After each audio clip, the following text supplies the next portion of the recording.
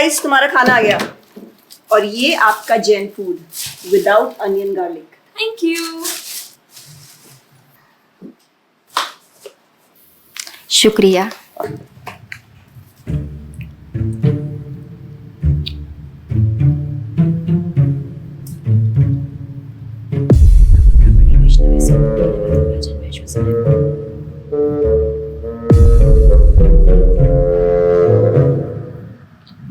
Sorry guys, मुझे नहीं पता था कि तुम लोगों में ऐसा कुछ रिचुअल होता है।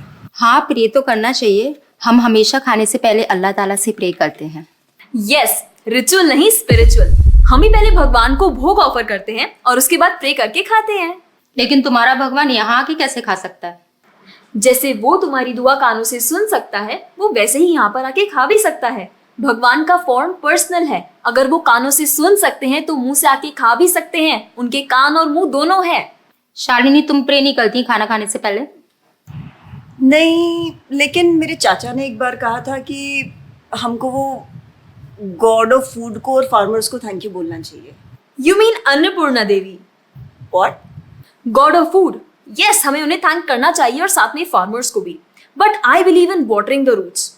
देखो, हम हमेशा क्रिएशन को तो अप्रिशिएट करते ही हैं, लेकिन हम क्रिएटर को ना अप्रिशिएट करना भूल जाते हैं। अभी सोचो, पानी ना हो, हवा ना हो, उपजाऊ मिट्टी या धरती माँ ना हो, तो फार्मर क्या कर लेगा? So I believe that we should be thanking the creator, the lord who is providing us with all the basic necessities. Point.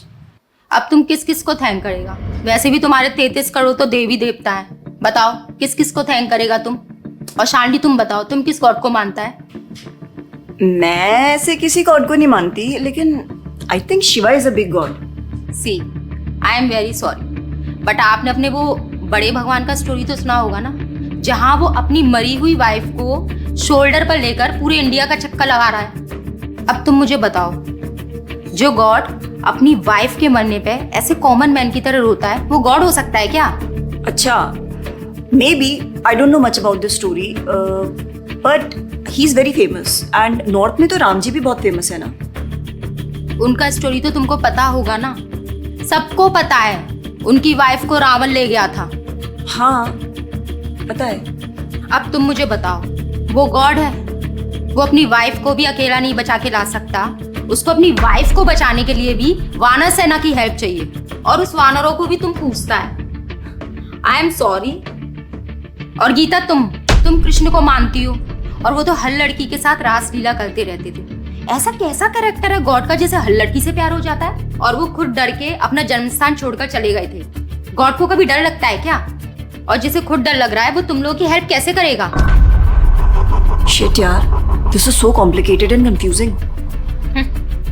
It is confusing because you are following the wrong path. It is very beautiful and sacred. I will show you the right path. Enough, Asifa. I know what you're trying to do. And Shalini, कुछ भी confusing नहीं है। You know what the problem is कि तुझे पता ही नहीं है, क्योंकि तूने आज तक शास्त्र ही नहीं पढ़े हैं। तो पता कैसे चलेगा कि क्या सही है और क्या गलत? जन्म कर्म चा मे दिव्यम एवं योवेति तत्वतः त्यक्त्वा देहम पुनर्जन्म नैति मामेति सो अर्जुना। भगवान की लीलाओं को समझना इतना आसान नहीं है।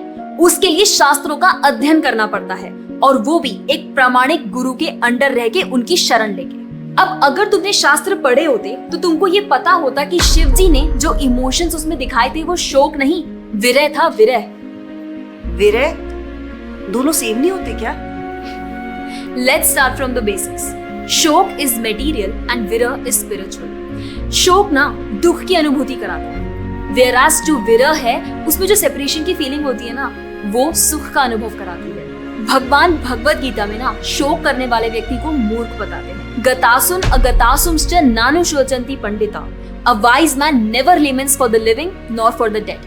भगवत गीता चैप्टर 2 टेक्स्ट 11। अपनों की मौत पे आंसू बहाना शोक है, लेकिन वहीं रामायण देखते देखते जो आंसू निकले ना, वो विरह है, विरह।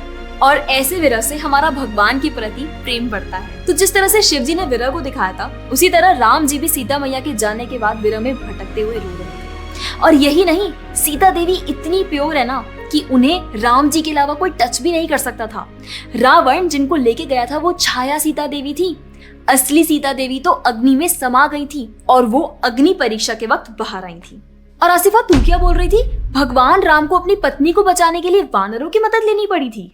I mean God is all powerful, right? हाँ, आई मीन वो अकेले भी तो मार सकते थे ना।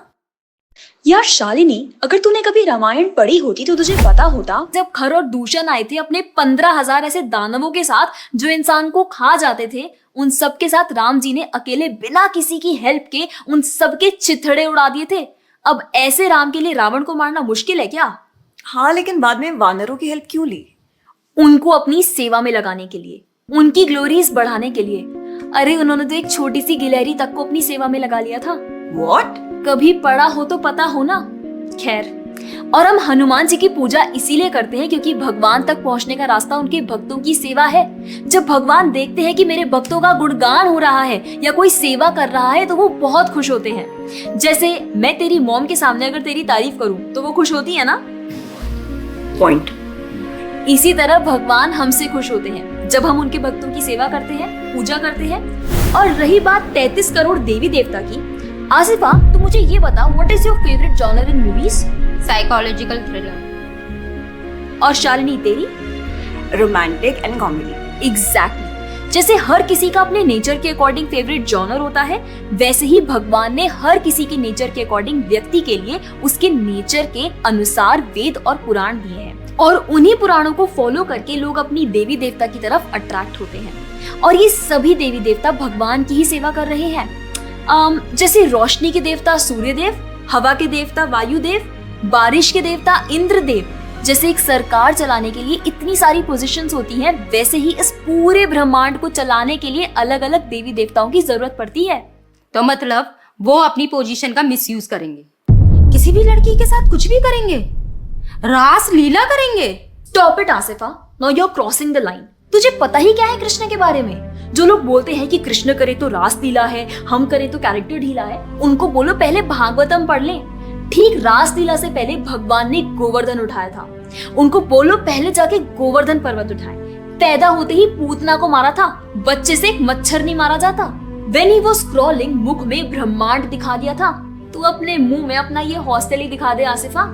क्या तुम जानते हो द्वारका में भगवान श्री कृष्ण की 16,108 रानियां थी और सबके अलग अलग महल थे और हर एक महल में श्री कृष्ण सबके साथ होते थे एक ही समय पर। रोज सारी रानियां कृष्ण से खुश थीं और उन सब की जरूरतें कृष्णा पूरी करते थे। क्या किसी नॉर्मल से इंसान के लिए ये सब संभव है? आज के टाइम पे तो एक ही नहीं संभलती, लेकिन उस टाइम सारी रानियां एक दूसरे के साथ खुश थीं और उन्हें खुश कृष्ण रखते थे। क्यों? क्योंकि वो भगवान है। और रही बात ब्रज की गोपियों के साथ रास लीला करने की, तो इतना जान लो कि रास लीला के टाइम पर करोड़ों गोपियां थी और कृष्ण पूरे टाइम हर एक गोपी के साथ मौजूद थे और उनके साथ डांस कर रहे थे एक टाइम पे करोड़ों गोपियों के साथ। ये सब बहुत डीप लीलाएं हैं और ये सब तभी पता चलेगी जब साधुओं के संग में रह के शास्त्रों को पढ़ा जाएगा। हवा में तीर चलाने से या सुनी सुनाई बातों पर यकीन करने से कुछ नहीं होने वाला। और रही बात अपने भक्तों को बचाने की, तो भगवान ने तो अपने भक्त परीक्षित महाराज को गर्भ में बचाया। 5 साल के प्रहलाद महाराज के लिए नरसिंह अवतार लेकर आए और उनको बचाया।